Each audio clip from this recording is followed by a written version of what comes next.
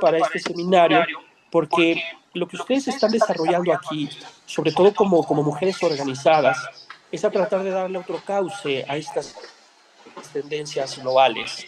Pero nosotros no podemos dejar de reconocer que la inteligencia artificial surge en el campo de la economía y que es en el desarrollo de los negocios donde se ha dado su mayor aceleración. Entonces, el reto es tratar de entender esto para después poder comprender si nuestros desarrollos con una orientación más social, más cívica, pueden disponer de las herramientas gerenciales para nuestros propios propósitos y para nuestras propias líneas de trabajo. Entonces, a partir de 2017 y sobre todo hasta 2024, pues se nota de manera drástica el aumento constante de la integración de la IA a lo largo de los años. Esto es algo que ustedes tienen muy presente. Ahora, ¿cuáles son las fuentes de información para la inteligencia artificial y la ciencia de datos? Tenemos distintos recursos que pues hay que tenerlos presente. Al final de cuentas son instituciones o instancias que nos están ayudando a dar elementos para que nosotros mismos podamos impulsar nuestras agendas, sobre todo en la región, en una América Latina que está tan atravesada por diferencias regionales, económicas, de género, etcétera. Estas son las fuentes que hay que utilizar, a reserva de que nosotros, digamos, como otro tipo de investigadores con otra vocación, pues también empecemos a generar nuestras propias instituciones de investigación. El Laboratorio de Innovación Cívica de la UNAM pues es un ejercicio, es un ejemplo, pero hemos visto cómo han empezado a aparecer, y esto es algo muy bueno, hay que celebrarlo, distintos esfuerzos de investigadores mexicanos, latinoamericanos, que también están tratando como de hacer su parte, ¿no? Entonces hay una agenda de trabajo muy amplia que me parece que no hay que minusvaluar, pero bueno, empecemos con estos referentes. Hay instituciones de investigación en Estados Unidos. Yo hice mención de que acabo de terminar una especialización en la Universidad de Chicago, y esta es la razón por la cual yo también quisiera hacer como esta digamos, presentación sin omitir y desde luego sin dejar de señalar los esfuerzos locales y regionales que se están haciendo.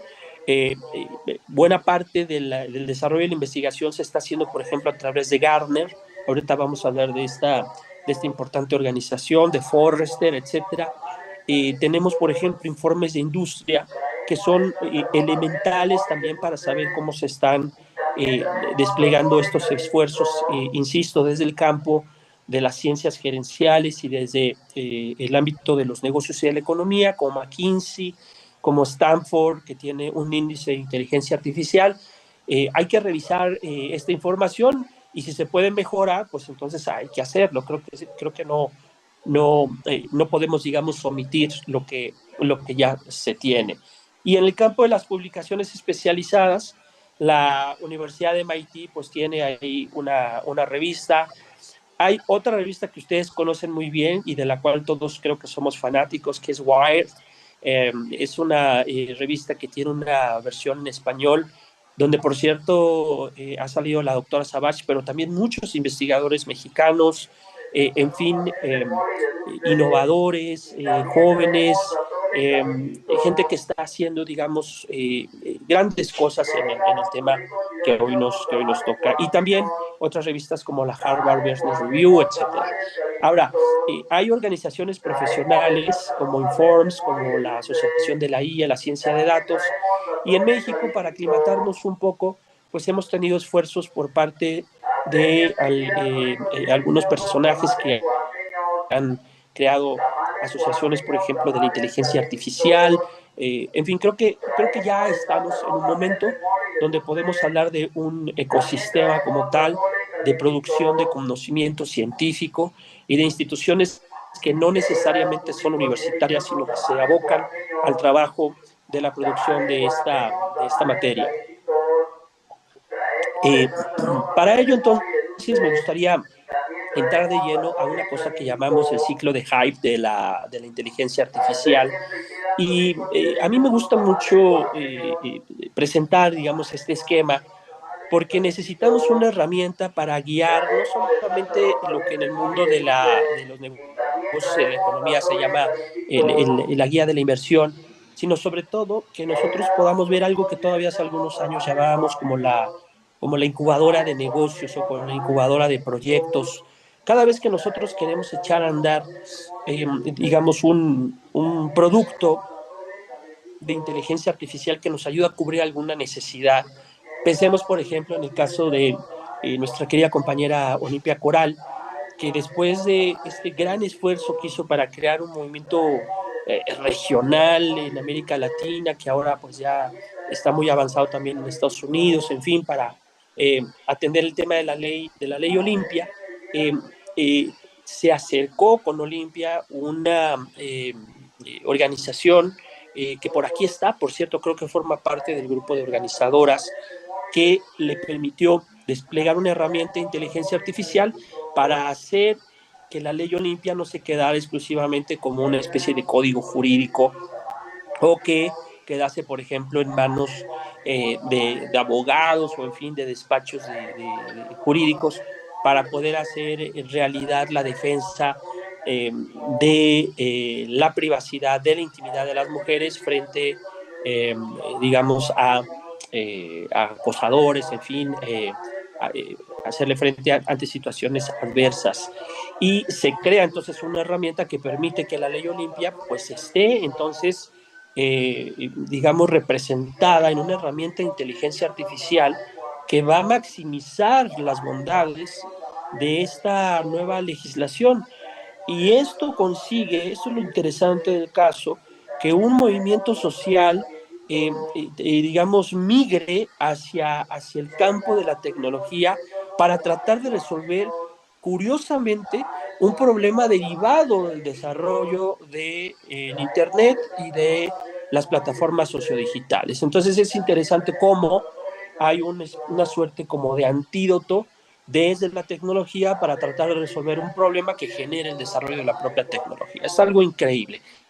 Pero bueno, la idea que yo les traigo, compartirles a ustedes, es que tenemos una herramienta para orientar nuestros esfuerzos, un enfoque en tecnologías de inteligencia artificial, para que nosotros podamos observar lo que sería las fases de desarrollo y la madurez en distintas fases. Entonces, si ustedes observan aquí en la presentación, pues tenemos, como siempre sucede, esto es el paradigma de la ciencia, incluso en términos muy cunianos, el disparador de la innovación. Es decir, surgen nuevas innovaciones que pueden tardar entre 2 años aproximadamente, y luego viene algo que la gente de Gartner llama el pico de expectativas infladas. Es decir, hay un gran entusiasmo inicial para alcanzar el punto máximo de estas innovaciones en un periodo de entre 2 y 5 años. Es decir, hay digamos, unas grandes expectativas, un gran ánimo, como sucede todavía al día de hoy, porque día a día estamos conociendo nuevas innovaciones, nuevas adecuaciones, y esto al final de cuentas es una gran burbuja que dura aproximadamente, según lo que nos dice Gartner, entre 2 y 5 años. Y luego viene, en el punto número 3, algo que podemos llamar el Valle de la Desilusión, que esto es muy importante. Es el momento donde viene el realismo, donde nos damos cuenta de las limitaciones reales que tienen nuestras aplicaciones. Solo que este momento de realismo es bastante largo. Si ustedes observan aquí en la presentación, es un valle que abarca entre 5 y 10 años. Es decir, este es el lapso de tiempo ya probado empíricamente que nos llevamos en reconocer que todo aquello que nos había entusiasmado tanto, pues al final de cuentas quizá no era lo que nosotros estábamos buscando o que tiene algunas limitantes que tendrían que ser resueltas solamente con el paso de los años y el trabajo arduo en los laboratorios para tratar de resolver aquellas cosas que fueron insuficientes para consolidar una propuesta tecnológica. Me parece que una parte de los desarrollos que estamos viendo aparecer y morir de manera precipitada tiene que ver con la entrada en este valle de la desilusión. Eh, ¿Cómo poder salir, digamos, de este valle?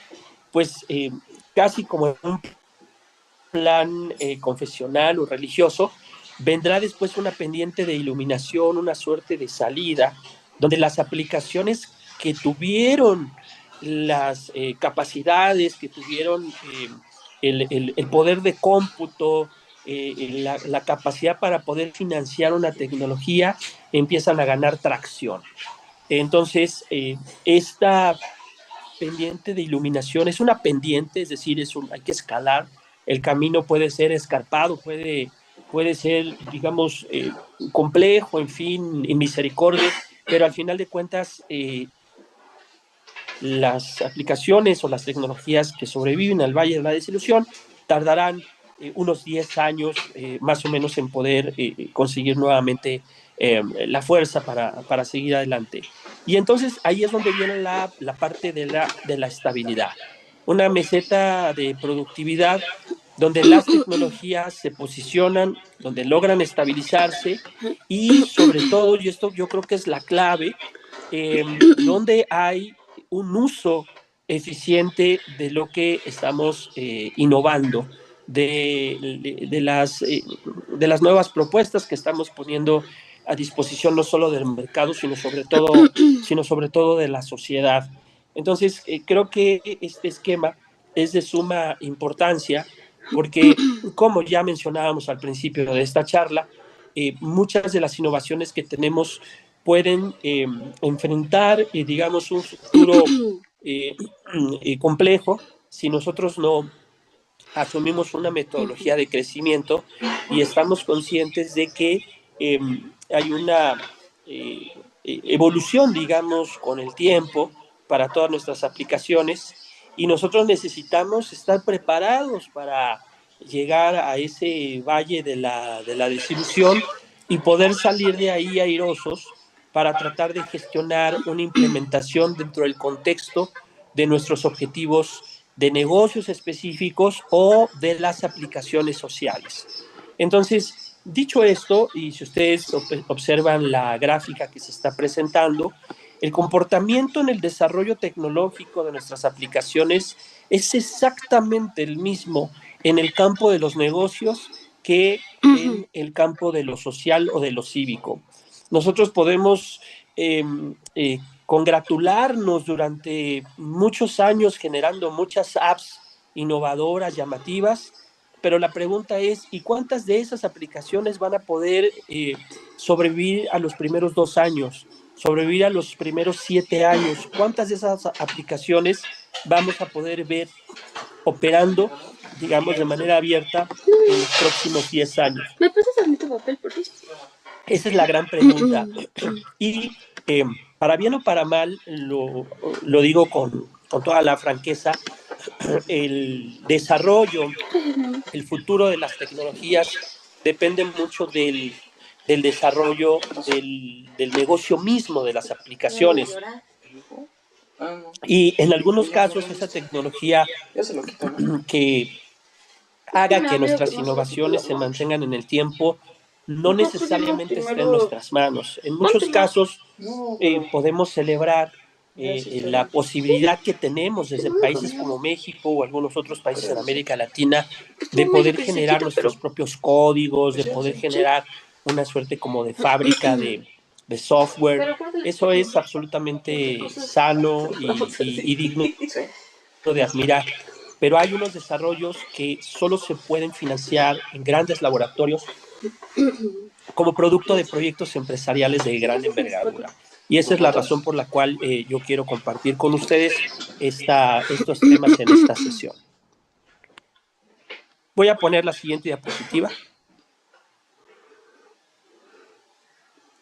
Ahora bien, en este mundo, en el mundo de los negocios, como en el mundo de las aplicaciones sociales, hay una serie de retos para poder integrar la ciencia de datos al desarrollo de las tecnologías o de las aplicaciones.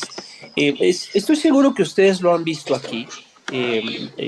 porque entiendo que este es un esfuerzo que ya ha logrado congregar a gente muy importante que está haciendo grandes cosas en este campo, pero no podemos dejar de subrayar que la integración de la ciencia de datos en los procesos de toma de decisiones en estos modelos de negocio que comprenden el desarrollo de la inteligencia artificial nos plantean muchos retos de muy diverso orden. Es decir, no podemos hablar de la inteligencia artificial si no hablamos de la ciencia de datos, de la ingesta de datos, del almacenamiento, en fin, de la limpieza, etcétera. Entonces, ¿qué es lo que tenemos el día de hoy? Y por lo cual es importante mantener el enfoque gerencial o empresarial a la hora de dimensionar nuestros proyectos sociales o cívicos, como lo hacemos en el Civic Innovation Lab. El día de hoy hay una mayor demanda de conocimientos. Necesitamos acumular cada vez más datos y de manera más incesante. Es por eso que todos los días vemos inversiones importantes en data centers. En México, muchos de los nuevos centros de datos se están alojando, por ejemplo, en ciudades como Querétaro, como Aguascalientes, pero es insuficiente. Y además todo esto pues, nos va a requerir también un aumento en el suministro de la energía. Lástima que no podamos tener tiempo para discutirlo aquí, pero como sea, hay una mayor demanda de conocimientos y de información. Pero estos conocimientos, que son siempre estadísticos, suelen ser limitados. Entonces, hay una falta de habilidades comunicativas en el contexto empresarial que impiden, por ejemplo, que haya una integración exitosa de la ciencia de datos a estos esfuerzos para desarrollar aplicaciones digamos, en el campo de la inteligencia artificial. Y si esto está pasando, es importante decirlo, si esto está pasando en el campo de los negocios, ¿qué es lo que está sucediendo entonces con nuestros propios desarrollos en nuestros laboratorios, en nuestras propias empresas de fábricas de datos?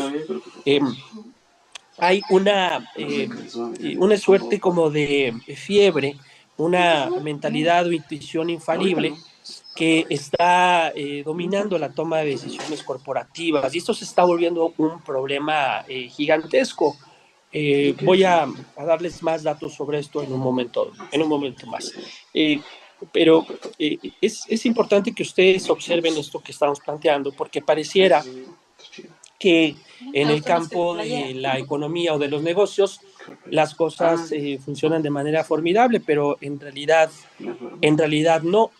Y hay un proceso de ciencia de datos que es esencial justamente para los equipos de inteligencia artificial y de esta misma materia de ciencia de datos que no podemos omitir en ningún momento del proceso de innovación. Para que nuestras ideas puedan concretarse en grandes productos tecnológicos, en grandes aplicaciones, necesitamos mantener el proceso de ciencia de datos tal cual lo estamos viendo en esta lámina. Lo primero es, obviamente, tener una definición muy clara del problema ante el cual estamos y su alcance. En esta fiebre de soberbia que hay en el campo empresarial, pues muchos dan por hecho que el problema está completamente definido y que todos lo entienden a cabalidad. Pero la verdad es que no. Muchos de los proyectos que han fracasado en este ciclo de Gartner han sido básicamente porque hay una suerte de aventurerismo o de iniciativas incesantes, desenfrenadas, donde no se entiende bien a bien cuál es la necesidad que se quiere atender. La doctora Saif Savach está justo ahorita en el Vaticano proponiendo una visión más humana de lo que debe ser la inteligencia artificial. Porque me parece que los distintos desarrollos que observamos todos los días han perdido de vista este punto y necesitamos regresar otra vez a la persona humana y a las necesidades de la sociedad. Entonces, como sea, al final en este proceso de ciencia de datos, esta parte no la podemos omitir y debemos de controlar esa soberbia febril para tratar de reconocer sobre todo cuáles son los alcances que pueden tener nuestros productos en las tecnologías que nosotros estamos impulsando.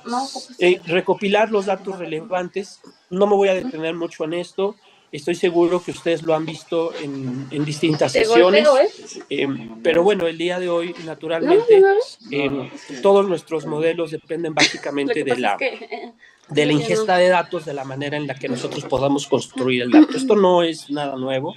En las ciencias sociales hemos discutido durante muchos años que la construcción del dato cuantitativo, por ejemplo, tiene una fuerte carga social. El dato per se, el dato estadístico no es inocuo. Cuando nosotros construimos una base de datos, esa base de datos es elaborada por una persona y esa persona naturalmente tiene sesgos. El día de hoy este problema, el problema del sesgo, no se ha resuelto ni siquiera con el desarrollo de grandes modelos de aprendizaje. Es más, estamos regresando nuevamente al tema de origen porque no hemos podido dar, digamos, no hemos podido resolver este problema y al final de cuentas necesitamos tener una supervisión, regresar a una supervisión humana para tratar de controlar este tipo de sesgos. Los sesgos, bueno, tienen distintas características, no hay tiempo para contarlo aquí, ustedes creo que lo conocen muy bien, pero como sea en el proceso de ciencia de datos, pues hay un trabajo, como decimos en México, de mucha talacha, ¿no? De limpiar, de explorar, de preparar los datos para el análisis, y esto después nos va a permitir trabajar en el modelaje, que ya sería el desarrollo y la evaluación ya de las estrategias para resolver esos problemas que se supone que nosotros ya comprendimos, que se supone que nosotros ya sabemos de qué manera los vamos a tratar de resolver.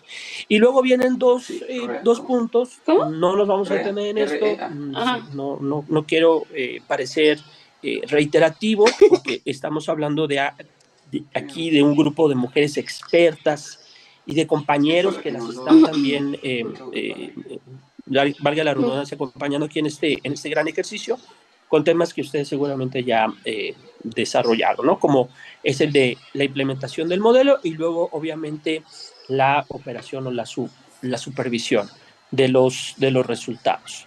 Entonces, simplemente para hacer una recapitulación, pues tenemos las tecnologías y aplicaciones claves de la inteligencia artificial.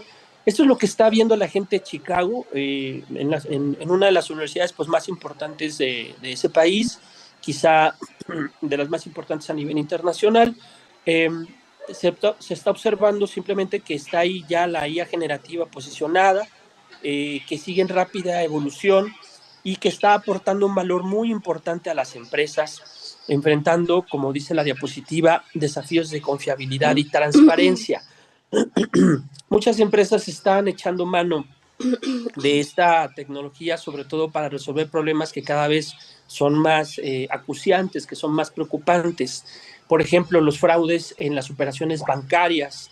Es un tema que las empresas lo tienen, digamos, en el punto número 1 de sus agendas. Y no hay certeza todavía el día de hoy para saber si la tecnología va a poder resolver este tipo, digamos, de necesidades que tienen que ver con las operaciones bancarias, o si realmente tendremos que regresar a esquemas intermedios, o en fin, o desarrollar una nueva tecnología que nos apoye para poder ir resolviendo estas necesidades. Hay una inteligencia artificial responsable y de gobernanza que, como ya decíamos al inicio, como ustedes ya comentaban al inicio de esta sesión, que debe de estar orientada a la aplicación ética y la rendición de cuentas en los sistemas de inteligencia artificial. Hace unas semanas participé en lo que se llama el Día Nacional de la, ¿cómo podríamos decir? El Día Nacional del Decir la Verdad, del whistleblowing. En Estados Unidos hay un Día Nacional que trata, esta es una tradición muy americana, de el deber ser, de decir siempre y conducirse con la verdad.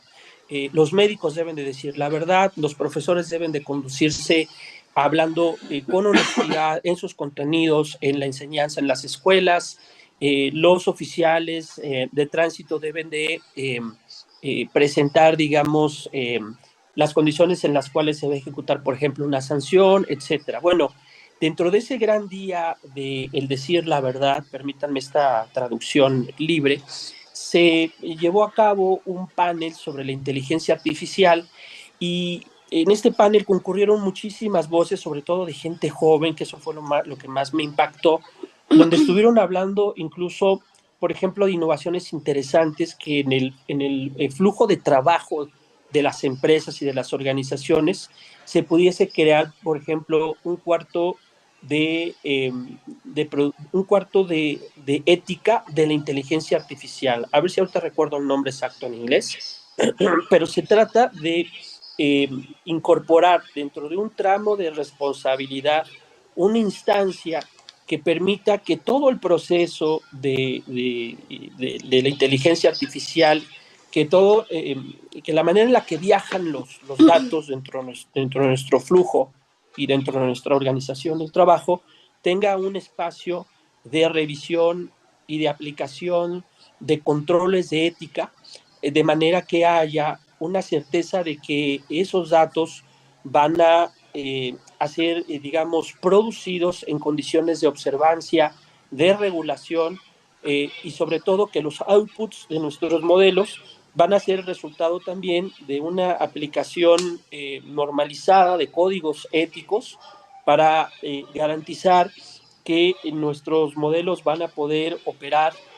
si no libres, sí por lo menos con controles maduros, para que sus resultados sean acordes con lo que se promete y que no hayan riesgos en que nuestros propios sistemas puedan vulnerar derechos humanos, puedan cometer injusticias, o puedan perpetuar cierto tipo de desigualdades o condiciones de interseccionalidad que fijen condiciones adversas para que la gente pueda salir de su propia situación. Entonces, me parece que esto está muy presente en los Estados Unidos y lo aplaudo sobre todo porque se trata de iniciativas que vienen de los jóvenes. Entonces, me quedo con la tarea de mandarles el concepto en inglés y les voy a mandar también la referencia al foro por si alguien de ustedes lo quiere buscar, porque hay muchísima información que salió respecto del tema de la aplicación ética y la rendición de cuentas en la inteligencia artificial. Y eso, insisto, pues viene ni más ni menos que de los Estados Unidos y de la sociedad norteamericana, ¿no? Hay que decirlo tal cual. También un poco para reconocer desde dónde estamos llevando a cabo esta discusión.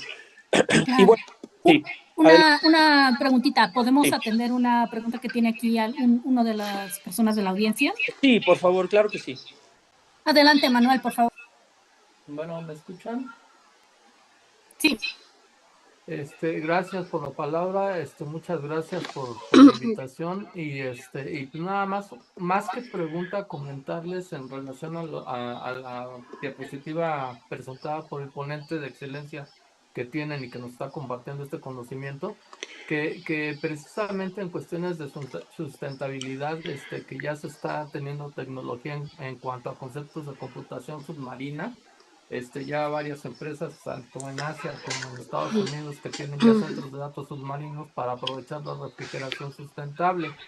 También se están trabajando en algunos proyectos de computación especial, aunque estos han representado algunos retos de operación por la cuestión del vacío del espacio, como son cuestiones de control de temperaturas y de controlar el estado sólido de los componentes físicos. También hablando ya en cuanto al desarrollo de las LLMs de consumo empresarial también que están integrando pues parte del código de inteligencia artificial que Asia, bueno, en este caso China, desplegó de manera gratuita y de código abierto, que la están ofertando ya a los clientes cautivos sin costo alguno precisamente para mantener ese cautiverio y dependencia de la tecnología. Y comentarles también que en este mes, a principios de la semana, de la primera semana de octubre, Perplexity liberó un navegador web que ya incluye o está integrado o embebida la IA, que se llama Comet de este navegador. Yo ya empecé a hacer algunas pruebas. Obviamente, como bien mencionaba el ponente, todavía le falta mucha cuestión en cuanto a manejo de cosas de alucinaciones, respuestas absurdas. Lo que sí vi que ya tiene integrado parte de la programación en pensamiento crítico aplicado, aunque también aquí entra en el tema que mencionaba el ponente en cuanto a la vulneración de los datos personales en particular, porque ya prácticamente si nosotros tenemos iniciado una sesión en redes sociales o en un servicio como correo electrónico y demás, si nosotros le pedimos algo, ya tiene acceso a toda esa información y aquí no tenemos todavía garantía explícita como tal de qué va a pasar con esa información que va a estar minando y qué tanto la va a poder exponer o qué tanto la va a poder compartir o consumir, o aunque de manera privada la pueda tener acceso Perplexity, pero pues ese sería uno de los detalles que yo he estado viendo y pues bueno, sería cuanto mi participación y felicidades por este tipo de eventos y gracias. Gracias, Manuel. Eh, Adelante, doctor. Gracias a Manuel. Yo recibo con mucho agrado sus comentarios.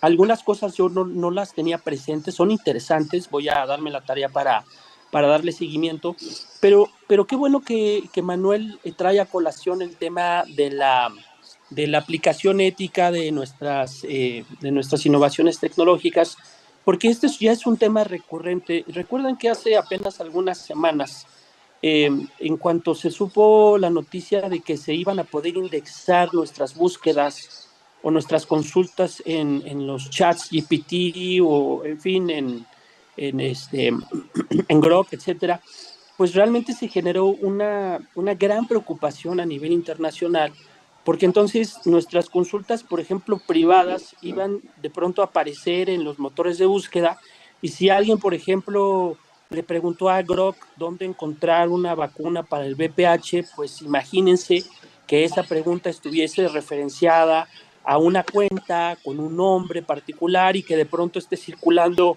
en los motores de búsqueda, pues bueno, hay una vulneración a nuestra privacidad. Afortunadamente se ha aclarado el día de hoy que eso no va a suceder, pero no hay manera de poder garantizar que cada vez que nosotros utilizamos estas herramientas para aclarar dudas sobre nuestro estado de salud o incluso hasta para poder conversar con Grok o con ChatGPT, no tenemos ninguna certeza de que esta información vaya, digamos, a escaparse, ¿no? Y a que pueda haber una vulnerabilidad en cuanto a nuestra privacidad de las operaciones que nosotros realizamos en la inteligencia artificial a través de las aplicaciones que todos conocemos, ¿no? Entonces, me parece que esta es una enorme oportunidad, sobre todo que tienen grupos como con esta gran iniciativa, para poner en el centro de nuestra discusión el tema de la aplicación ética. Creo que, aunque yo hablaba al principio de que necesitamos un modelo gerencial para poder entender la evolución de nuestras tecnologías y aplicaciones, pues este modelo tiene, digamos, como una de sus fases cruciales el que podamos aplicar los filtros o los mecanismos para que sepamos cómo se construyeron los datos, que haya una rendición de cuentas sobre cómo están operando los algoritmos, etcétera, y que la ciudadanía y los consumidores, pues al final de cuentas, pues tengan esa certeza, ¿no? De que están trabajando con aplicaciones que tienen la posibilidad de rendir cuentas.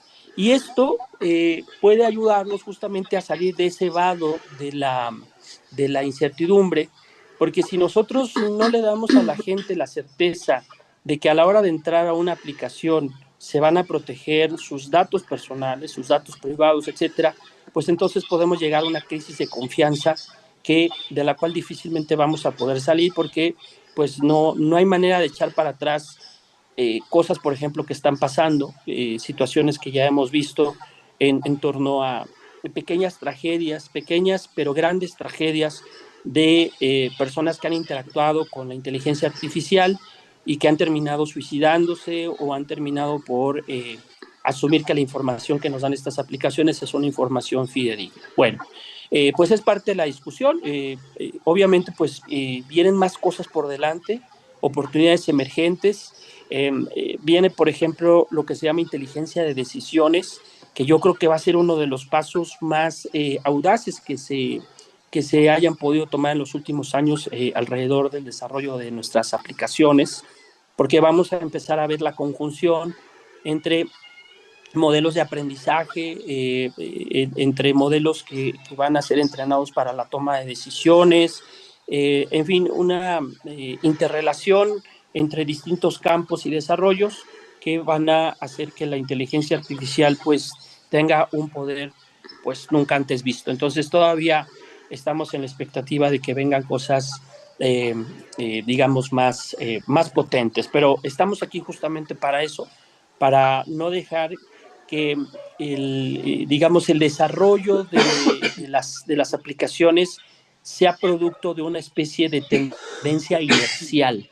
Este esfuerzo que ustedes están haciendo aquí con los auspicios de la UNAM, de la FES Acatlán, etcétera, y otras instancias, me parece que es absolutamente loable para tratar de ejercer presión para reencauzar los desarrollos que estamos observando y no creer que estamos ante, digamos, cursos de la historia inevitables donde nosotros como ciudadanos seamos solamente unos sujetos, digamos, que estén básicamente como observadores. Entonces, esto es un poco lo que se está viendo, por ejemplo, en el campo de los negocios y de la economía en los Estados Unidos. La mayor parte de los desarrollos de la IA tienen que ver con la logística, en fin, cadenas de suministro, con marketing, experiencia del cliente. No me detengo mucho en esto. Vamos avanzando a otras cosas que les tengo aquí preparado. Porque aun cuando, digamos, yo estoy entrenándome en el tema de las habilidades gerenciales para liderazgos, como sea, aquí lo que tenemos es un asunto que podemos adoptar para nuestros propios proyectos, como sería la evaluación y el darle prioridad a los proyectos. Necesitamos un marco para poder fijar un puntaje de oportunidades considerando una evaluación empresarial o puede ser social, esto no importa, para que tengamos criterios de relevancia. Es decir, donde esté presente la viabilidad tecnológica y el impacto económico. Porque yo quisiera preguntarles a todos ustedes si las innovaciones que estamos trabajando tienen, digamos, un basamento, un sustento de sustentabilidad económica. O dicho de otra manera, ¿cómo piensan ustedes que aplicaciones como la que se desarrolló para el movimiento de la ley Olimpia va a poder subsistir a lo largo del tiempo? ¿Quién va a financiar o más que nada, quién va a administrar la aplicación? ¿Con qué recursos se va a fondear? ¿Y qué empresa va a ser la encargada para tratar de mantener la viabilidad tecnológica de esta aplicación? Hay que pensar, que estos esfuerzos son esfuerzos ciudadanos, no son esfuerzos gubernamentales. Entonces, la invitación que ya les hago aquí es que tratemos de tomar prestados estos criterios empresariales para poder pensar en la viabilidad de nuestros propios proyectos. Por tanto, hay que hacer una categorización según los beneficios potenciales y la complejidad de la implementación para evitar caer en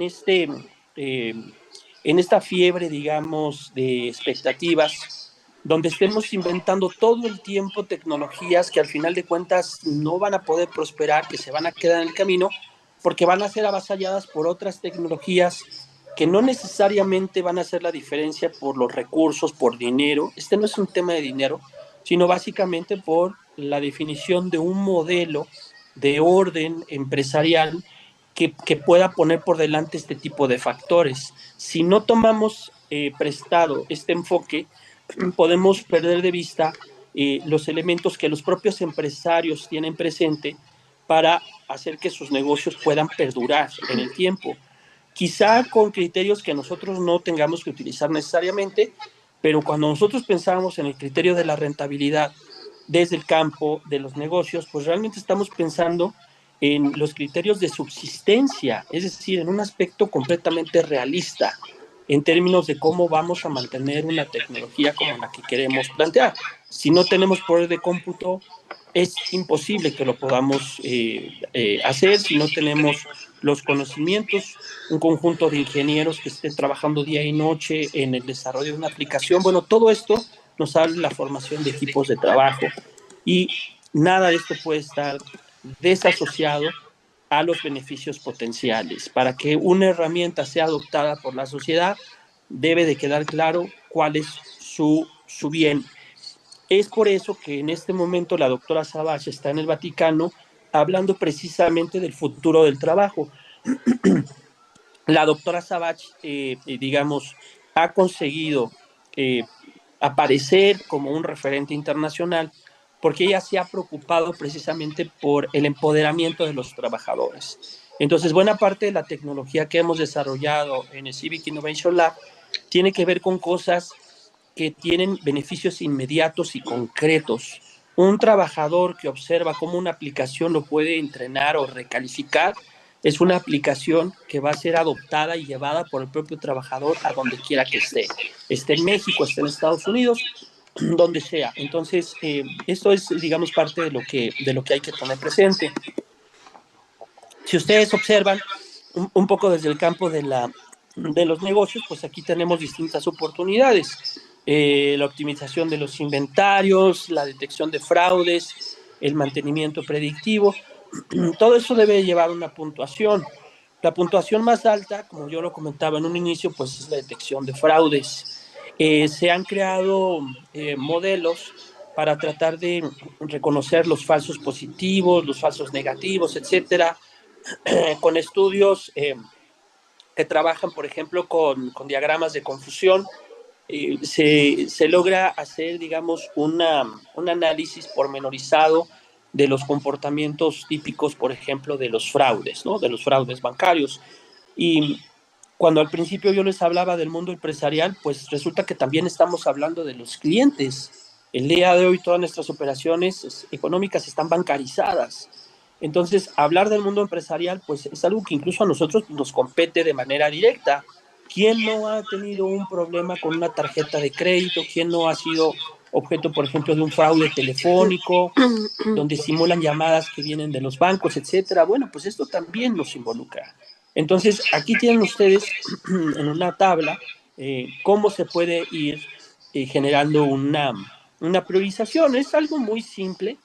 Podemos elaborar tablas de que puedan fijar la prioridad de las oportunidades, en fin, de la viabilidad tecnológica y el impacto económico de cada una de nuestras aplicaciones, y es necesario hacerlo. ¿Cómo lo vamos a hacer? Bueno, cada quien creo que puede llegar a su propio modelo o esquema, pero esto es algo muy habitual que va del campo de la economía al campo de las políticas públicas o incluso, por ejemplo, a ejercicios de evaluación de impacto social. Esto no necesariamente se queda en el mundo de los negocios y eso es lo mejor que podemos compartir el día de hoy para que podamos ver que, que hay elementos que podemos traer desde otros campos y que pueden ser de utilidad para nuestras iniciativas.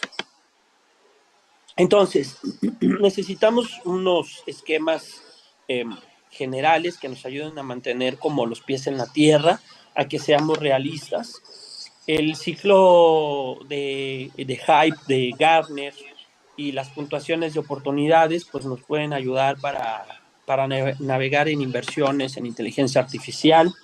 Todo lo que nosotros hacemos tiene un costo. Hace algunos años les cuento que una periodista latinoamericana se nos acercó porque quería que le ayudáramos con el tema de las amenazas a las mujeres periodistas en la región. Y le propusimos hacer una aplicación para poder detectar en redes sociales amenazas, de manera que pudiéramos crear una suerte de semáforo preventivo. El proyecto se quedó en eso, básicamente en una etapa embrionaria, pero me parece que podemos seguir jalando el hilo a la madeja, como solemos decir en México, para tratar de avanzar en ese tipo de aplicaciones, pero que naturalmente tienen un costo. La periodista que nos buscó, pues tenía los recursos para poder hacer la inversión y bueno, pues hay que decirlo, muchas de estas cosas pues requieren justamente eso, o sea, se requieren ciertos recursos para poder invertir en el trabajo de los ingenieros, en fin, se requieren incluso oficinas, computadoras, etcétera. Pues nada de esto se puede hacer, digamos, 100%, de manera 100% gratuita. Entonces, todo esto nos va a regresar nuevamente a los típicos modelos de incubadora de negocios o de proyectos ejecutivos para hacer corridas financieras y que sepamos nosotros en qué condiciones estamos para poder desplegar, ¿no? Las iniciativas que queremos consolidar. Hay una transición continua, una evolución hacia prácticas de inteligencia artificial responsable e inteligencia operacional escalable. Nosotros estuvimos presentes en el primer foro que hizo la UNESCO en México para presentar lo que sería el protocolo para la implementación ética de la inteligencia artificial. Estuvimos ahí con la coordinadora déjeme ver si era de Ciencias Sociales de la UNESCO, la doctora Ramos, y fue un día muy grato. A mí me tocó ir en representación del laboratorio porque tuvimos en nuestras manos por primera vez una iniciativa, una suerte de protocolo para tratar de dar una orientación a aquellas empresas o laboratorios de investigación o, en fin, iniciativas de cualquier orden eh, para normar una instrumentación ética de esta inteligencia, una implementación responsable.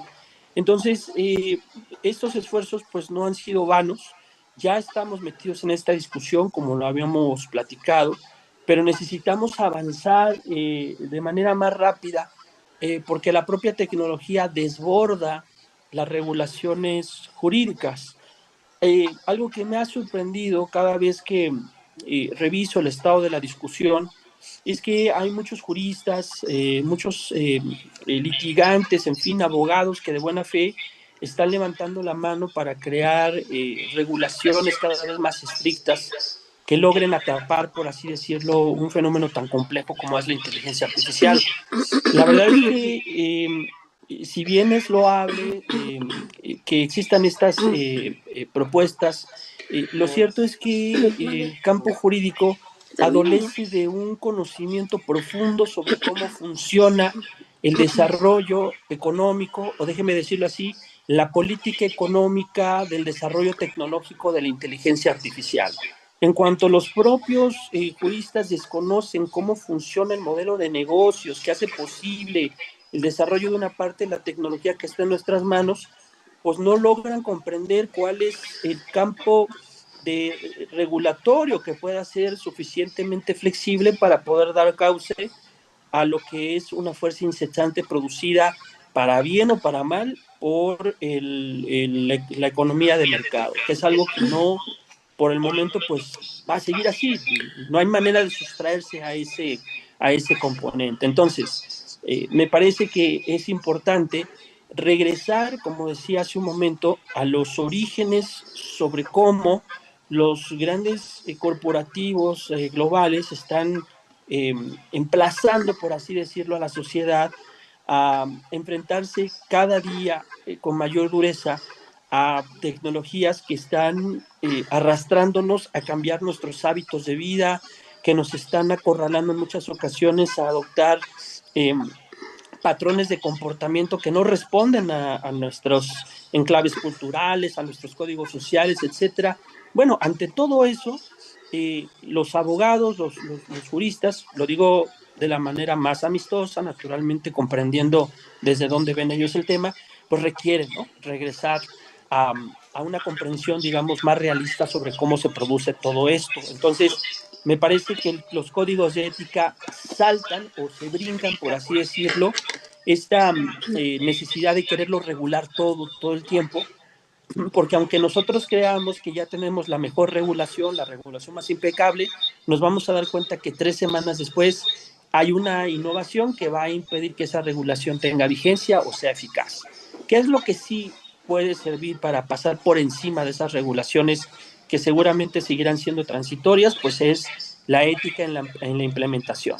La ética en la implementación de la inteligencia artificial me parece que es el dispositivo filosófico y práctico que puede ayudar a normar, digamos, nuestros esfuerzos para tener cada vez una tecnología que sea más acorde con las necesidades sociales y sobre todo que sea responsiva, eh, haciendo la traducción de la palabra responsiveness, que me parece que no hay una traducción literal, pero que sea capaz de responder ante los desarrollos que está presentando a la sociedad. Entonces, todo esto, pues como dice la diapositiva, es una transición continua, es algo que seguirá retándonos, pero al final de cuentas, esto que yo presento aquí viene del campo del mundo empresarial. Y en el mundo empresarial hay algo que es de suma importancia, pero que nosotros también deberíamos adoptar, como es el de la toma de decisiones efectiva. Necesitamos comprender a cabalidad que existen diversas fuentes de información, que existen distintas maneras de poder hacer posible la ingesta de datos para en nuestros procesos y sobre todo que tenemos ejemplos prácticos para poder impulsar estrategias de inteligencia artificial exitosa. Entonces yo les diría a ustedes, ¿y por qué nosotros no incorporamos un criterio para saber cuál es la ruta más práctica, digamos, la ruta que nos asegure tener un resultado contundente en cuanto a eso, en cuanto al impulso, la innovación de tecnologías con fines sociales? Si como en el caso de la doctora Savage, que ha logrado crear y patentar muchas herramientas que los trabajadores pueden adoptar, pues tendríamos que tener un criterio muy parecido, un criterio que se meta en una de las cosas que son, digamos, más importantes para las personas, como lo es el trabajar. El trabajo es la única actividad realizativa, digamos, netamente humana en el desarrollo de una persona. Es decir, no hay otra actividad que permita que una persona pueda desenvolverse a lo largo de su vida como lo es el trabajo. El trabajo en realidad es una actividad edificante, nos hace crecer, nos hace hacer patrimonio, tener recursos para el sustento de nuestras familias, etcétera.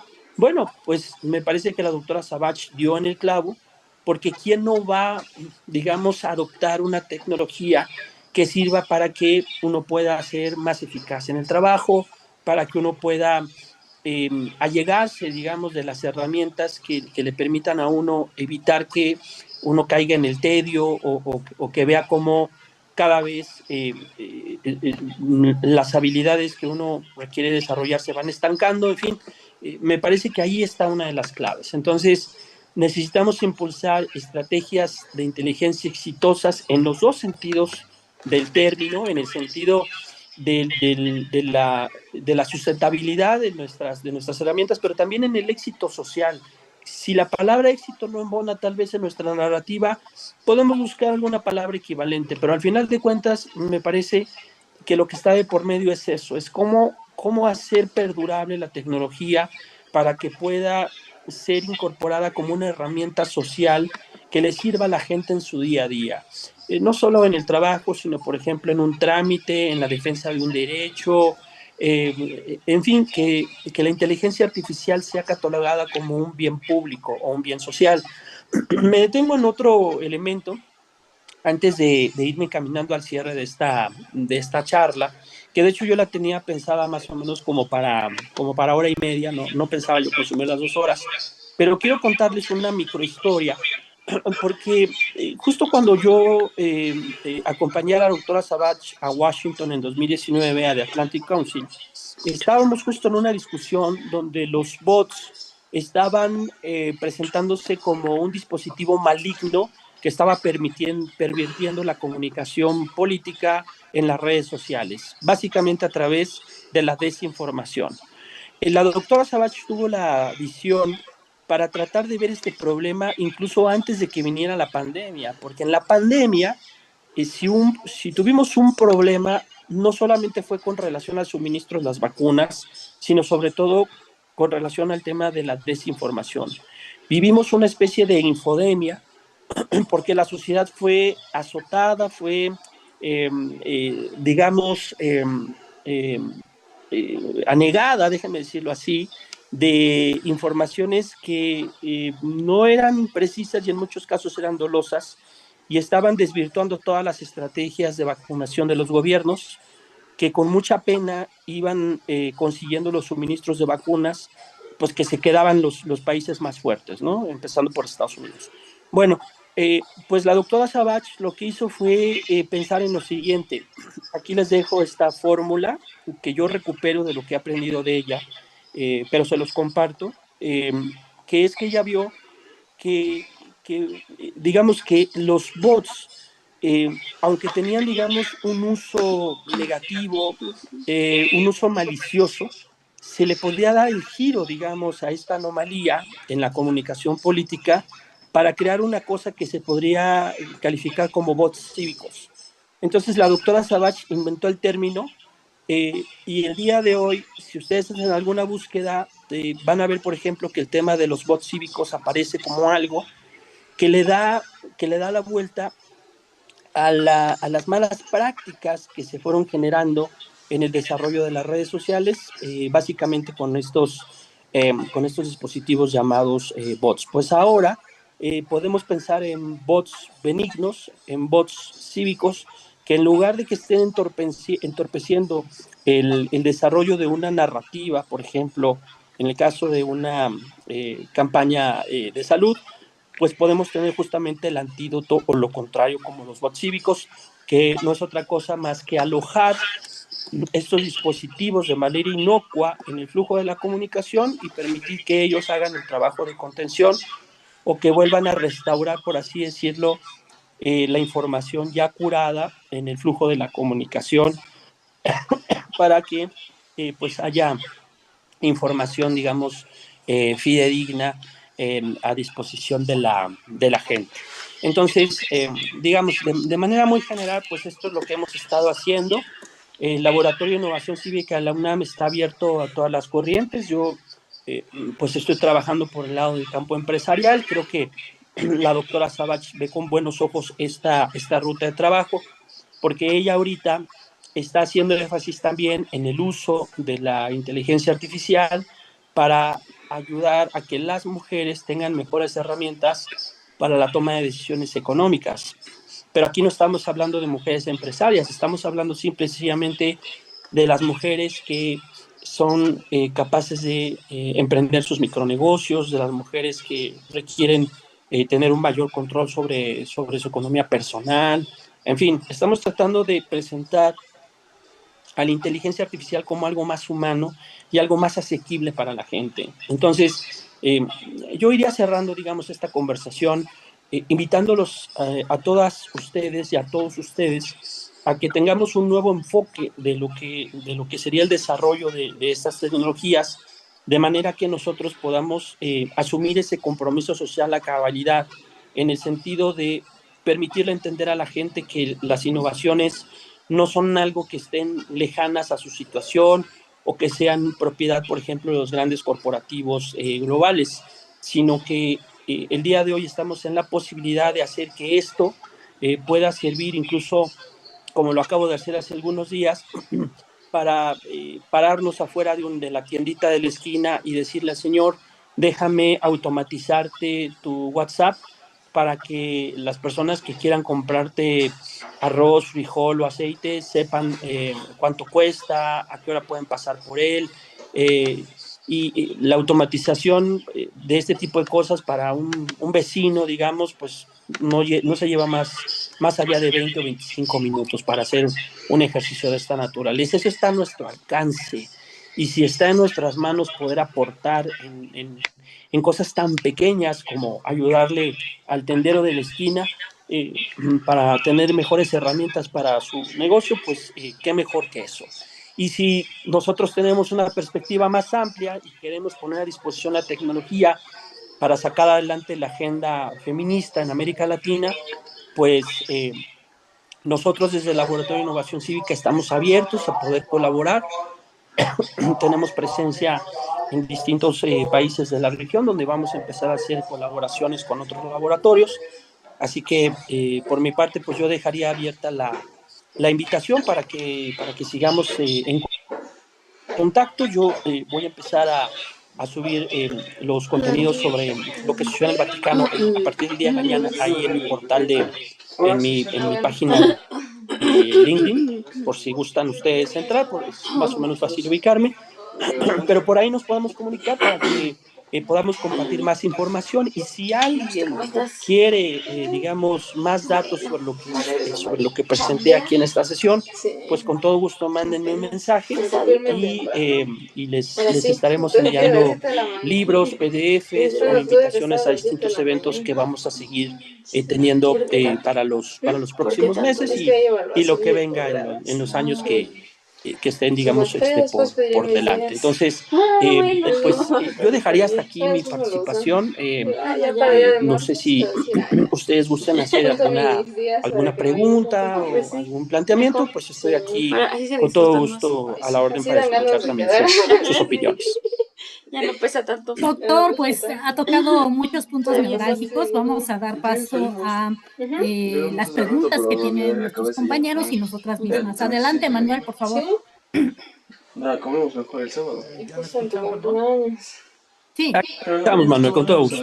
Ok, nuevamente yo hablando a manera de pregunta y como aportando un poquito algo para el maestro Rafael, que la verdad me ha sorprendido el tipo de investigación que están realizando y los trabajos que están haciendo. Bueno, pues de entrada en el rubro del bien social que menciona, como les puedo compartir que Argentina ya tiene aplicada en procesos administrativos judiciales, aplicando técnicas de jurimetría en sus procesos, digamos, administrativos internos que antes llevaban, por ejemplo, 90 minutos, los han reducido a 1 minutos, dependiendo de trámites o cuestiones que implican con la aplicación de la justicia. ¿Quieres que diga que está España padre? está evaluando ese mismo software que están aplicando en Argentina, pero también tiene sus dudas, no se ha atrevido. En el caso de Colombia, ya hubo una sentencia a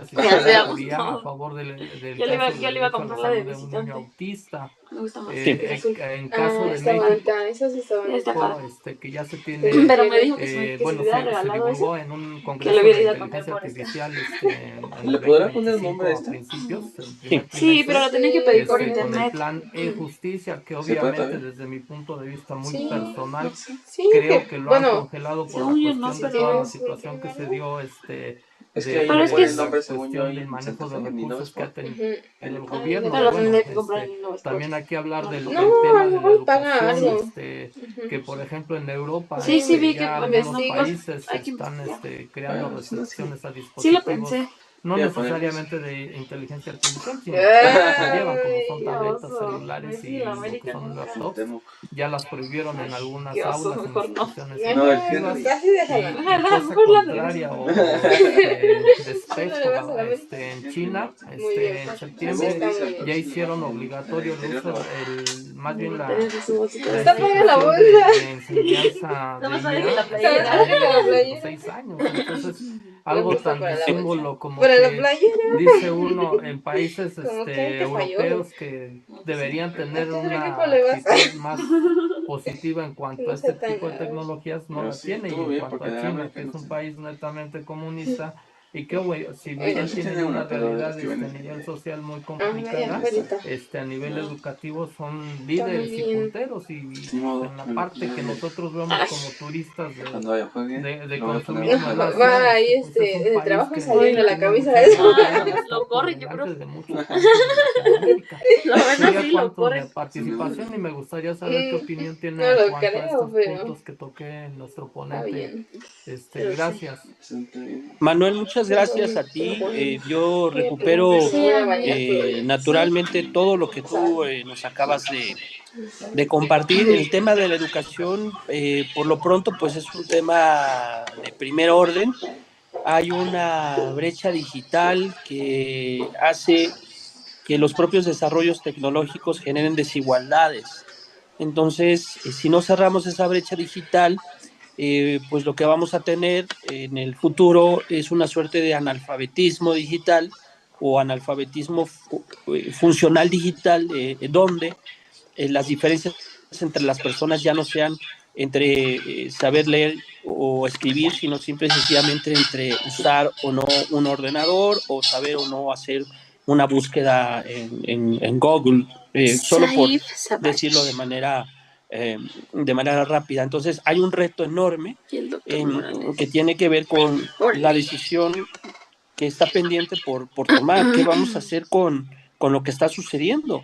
Es decir, ¿qué vamos a hacer con los niños que en muchos casos en las escuelas ni siquiera tienen acceso, por ejemplo, a una computadora para poder abrir un procesador de texto, que es como lo más básico? Es decir, hay un tema aquí sí de responsabilidad gubernamental, porque la mayor parte de nuestras escuelas en México pues no están equipadas, no tienen los mínimos. Y desgraciadamente las mejores escuelas siempre están o en las cabeceras municipales o en las grandes capitales, pero fuera de eso, en el México profundo, pues es imposible que podamos aspirar a que en comunidades lejanas pues puedan presentarse, digamos, estos desarrollos. Es una tarea descomunal, es una desgracia que no sea como parte de la agenda de nuestras discusiones. Parece como si estuviéramos siempre discutiendo otras cosas que no nos ayudan a llegar al grano, ¿no? Este es un punto. Ahora, en el punto de la adopción de las aplicaciones para fines jurídicos, me parece que hay algunos aciertos, algunas perlas, garbanzos de oro, como en el caso de Argentina que bien mencionas, donde hay casos afortunados o de éxito, donde se ha demostrado que puede haber una aplicación efectiva de la tecnología para resolver o destrabar algunos cuellos de botella, como en el caso que tú nos comentas. habría que pensar si las barras de abogados en México, las escuelas de derecho, ya tienen acá esa discusión, porque lo que hemos visto, y yo solamente me remito a lo que se presenta en la información en los periódicos, en las redes sociales, es que no hay un uso muy responsable de la inteligencia artificial, porque hasta un ministro de la nueva Suprema Corte de Justicia de la Nación fue pillado utilizando la inteligencia artificial para poder desarrollar un video. Digamos, eso puede ser hasta cierto punto folclórico, pero es como una muestra de cómo en México no estamos dando la orientación adecuada para tratar de formalizar el uso de estas herramientas, por ejemplo, para la confección pues de los trabajos que se realizan en los despachos, para una defensa jurídica, en fin, tal y como tú lo mencionas, Manuel. Yo creo que ahí hay otro tema de discusión que está empantanado en México porque no lo estamos discutiendo. Entonces, necesitamos una discusión nacional. Creo que es lo que estoy tratando de plantear, donde, así como lo está haciendo el Vaticano, tratar de fijar ya una serie de temas que sean de obligada discusión, una serie de temas que empiecen ya a representarse en las distintas instituciones con una agenda de trabajo. Tenemos una nueva agencia de tecnología en el país que concentra muchas funciones en la materia, pero yo no estoy viendo que desde ahí esté saliendo la discusión, no lo veo, no lo veo con claridad. Pero bueno, es parte de la discusión y yo creo que pues hay que seguir analizando el tema, y por mi parte estoy completamente abierto para que esto se vea reflejado en las redes sociales en los próximos días, señalando explícitamente que estos temas surgieron vamos a decirlo así, de inquietudes de compañeras y compañeros de este importante diplomado, ¿no? Porque también hay que mencionarlo. Entonces, enhorabuena por tus comentarios, y yo creo que es algo que debemos de seguir teniendo presente. Pues muchas gracias, doctor, por estas reflexiones. ¿Alguien más tiene alguna pregunta? Por favor, colóquenla en el chat o tomen el micrófono para aprovechar justamente el expertise de nuestro ponente. Aquí le dicen, Santiago, gracias por la plática. Así es, usar la inteligencia artificial para mejorar el sistema de educación pública en México con ética y responsabilidad social. Aquí varios comentarios en donde le agradecen. Y bueno, antes de que cerremos la sesión para, digamos, mantener en tiempo la atención de todos los asistentes y también hacer, pues, productiva, digamos, esta sesión, me gustaría preguntarle dos cosas. Por un lado, si usted ve que justamente, ¿no? Hablábamos antes de cómo todo este trabajo de la ciencia de datos y la inteligencia artificial, pues se ve con esta perspectiva, estos ciclos que nos mostró, pero justamente en este momento la inteligencia artificial generativa está cambiando estos procesos, ¿no? Parece que acelerándolos unas 10 veces más, ¿no? ¿Cómo ve usted justamente la adopción en América Latina de esta parte de la inteligencia artificial generativa y cómo está cortando estos ciclos, digamos, que estamos teniendo para pasar justamente de estas ideas a estos desarrollos que hacemos y sobre todo cómo ve, digamos, que estamos en la región en relación a la dependencia que podríamos llegar a tener justamente por saltar justamente a este tema de la inteligencia artificial. Esa sería, perdón, generativa. Esa sería como la primera pregunta. Y la segunda es justamente que nos hablara un poco acerca de qué opina usted en este contexto en el que en toda América Latina justamente se están dando como estos dos fenómenos, ¿no? Por un lado, estados que están pues aludiendo a hacer, digamos, un gasto muy austero, vamos a decirlo, ¿no? Tratando de sacar, digamos, los gastos supuestamente superfluos, ¿no? Con todas estas temáticas, ¿no? No solamente en México, pensemos en Argentina, en Chile, en donde se está mencionando justamente que mucho del dinero, inclusive en Estados Unidos, se está reorientando, ¿no? Y se está tratando de ahorrar, de hacer un Estado pues que no gasta, no despilfarra. Pero al mismo tiempo tenemos pues este ímpetu por adoptar inteligencia artificial y diría yo por casi que prometer como promesa de campaña la adopción acelerada de inteligencia artificial para muchos de los servicios y para parte de lo que el gobierno hace. ¿Qué opina usted sobre estas tendencias? Sí, Jessica, antes que nada, gracias. Son dos preguntas muy importantes. La primera tiene una respuesta sencilla. Estamos en el escenario de volver a repetir los ciclos de dependencia de los que estuvimos hablando desde el campo de la sociología en la década de los 70s, con libros importantes como los de Rui Mauro Marini, en fin, lo que nos dejó la CEPAL, el pensamiento cepalino en aquellos años con relación a un centro y una periferia. Y digo que estamos en el escenario porque, como bien lo mencionas, hay unos centros de poder, hay unos núcleos donde se está concentrando toda la capacidad para poder hacer estos desarrollos. En términos de las inversiones que están dispuestos a hacer los fondos de inversión que operan a nivel global, ellos consideran criterios como el poder de cómputo para poder entregarle dinero a las corporaciones y puedan seguir invirtiendo grandes cantidades de recursos para hacer estos desarrollos. Ese es un criterio, pero también se da dinero, por ejemplo, a aquellos proyectos que avalen que cuentan con los expertos que son capaces pues de poder plantear soluciones a, no digamos a 5 años, sino a 1 o a 2 años. Ya hay una pelea entre los corporativos que se están robando a los expertos, que se van cambiando de un bando a otro, básicamente ya con ofertas como las que se les hacen, por ejemplo, a los futbolistas en Europa, ¿no? Y esa es la manera en la cual se van capturando las inteligencias entre estas grandes empresas tecnológicas. Entonces, estos fenómenos están sucediendo en los centros de poder. Esos fenómenos no están sucediendo en Argentina, no están sucediendo en Chile, ni en Colombia, ni tampoco en México. ¿Por qué están sucediendo en Estados Unidos? Pues porque en ese país hay inversiones cuantiosas, sobre todo, por ejemplo, para tener una infraestructura energética que dé soporte a la creación de todos los centros de datos que se requieren. Los centros de datos pues, son la base territorial sin la cual pues, no se pueden seguir haciendo los desarrollos que estamos viendo el día de hoy, ¿no?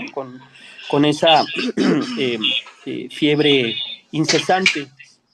Entonces, el escenario para América Latina es un escenario oscuro porque aunque hay esfuerzos y hay grandes destellos, como algunos que aquí, por ejemplo, estamos observando con los laboratorios que ustedes han visto desfilar en este seminario, o con los esfuerzos de la doctora Savach, etcétera, pues la verdad es que no dejan de ser como grandes esfuerzos en medio del desierto.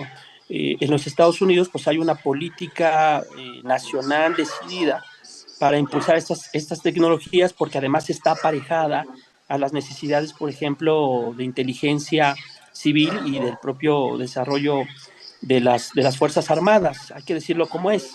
Microsoft, en fin, como los grandes corporativos de tecnología, pues tienen grandes contratos multimillonarios con el ejército norteamericano, y esa es la manera en la cual muchas de las tecnologías pues se van justificando y tienen viabilidad financiera y sobre todo justificación política. Pero en América Latina esto no sucede así, en buena medida porque no tenemos, ya no solo como la agenda, sino sobre todo como la política de Estado que pues indique que va a haber una inversión en la materia, en ciencia y tecnología, cuando no somos capaces ni siquiera de cubrir los mínimos para la oferta educativa.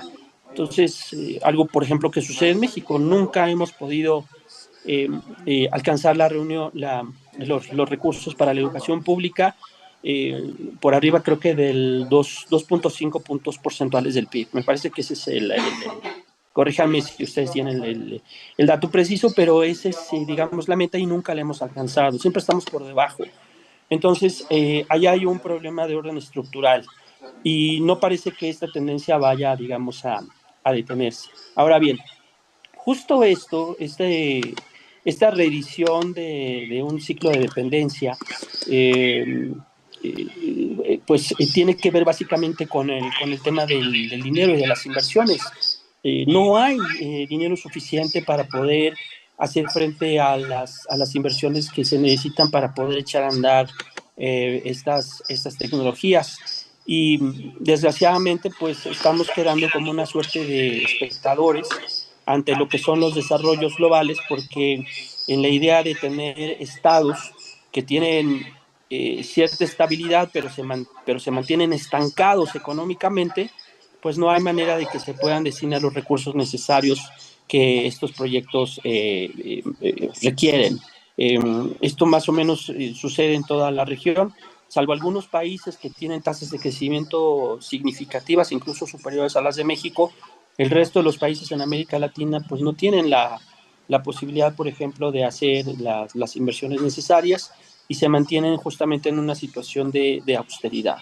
Entonces hay, desgraciadamente, este segundo factor estructural que pues tiene que ver con el desarrollo de los estados por la propia composición social, que impide que haya pues un desarrollo homogéneo en nuestros países de habla hispana, y cada país pues tendrá que encontrar su propia ruta hacia la inteligencia, hacia el desarrollo de la inteligencia artificial. Por ejemplo, en Chile, donde acabamos de estar hace algunos meses, pues ya tienen toda una política de Estado para tratar de impulsar estas innovaciones, estas aplicaciones, y me parece que son los más avanzados en la región. Pero insisto, pues esto depende de que se mantenga cierta estabilidad política y sobre todo que hayan políticas transseccionales, por ejemplo, o que trasciendan los ciclos políticos, de manera que esto no esté sujeto a los vaivenes electorales o a los cambios ideológicos que suelen ser muy frecuentes en nuestra región también. Doctor, un enorme panorama y un enorme reto para la región, sin duda. Muchas gracias. Queridos colegas, audiencia que nos acompaña, estamos compartiendo en el chat la información de la doctora Savach y del doctor Rafael Morales para que por favor los sigan en sus redes sociales y continuemos la conversación y sobre todo, continuemos también estas reflexiones, ¿no? Y sigamos el trabajo que están realizando, porque como vemos, pues es sumamente interesante, sumamente importante para mantener, digamos, entre todos nosotros y fortalecer la comunidad de inteligencia artificial en América Latina y en México. También les coloco las redes sociales de Rosa, las mías, en donde vamos a estar compartiendo información sobre otros eventos que vamos a tener, justamente buscando que el Laboratorio Latinoamericano de Inteligencia Artificial pues ayude justamente a consolidar y a conectar estos puntos entre los expertos y aquellas personas que están trabajando en diferentes áreas de la inteligencia artificial, porque pues no solo se requieren personas que sepan hacer código, nosotros creemos que se requieren personas que puedan entender la inteligencia artificial, justo como decíamos, para aplicar un enfoque ético en la parte de negocios, en educación, etcétera. Nuestras sociedades demandan ese conocimiento, como vemos hoy con el doctor Rafael. Rosa, ¿tienes algún comentario? Pues nada más que agradecer al doctor. Doctor, estamos muy contentas, muy agradecidas por esta enorme ponencia.